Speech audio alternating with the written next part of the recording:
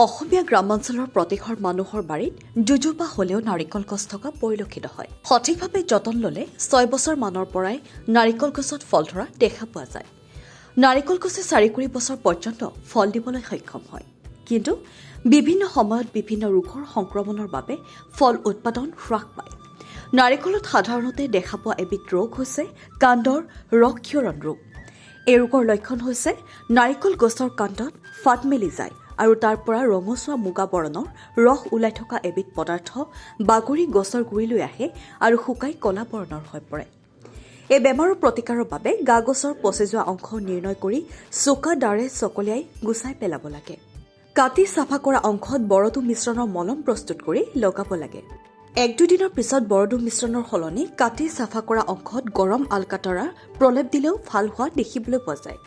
খৰাং বতৰত পৰ্যাপ্ত পৰিমাণৰ পানী দিব লাগে আৰু বৰষুণৰ সময়ত পানী ওলাই যাব পৰা ব্যৱস্থা কৰিব লাগে।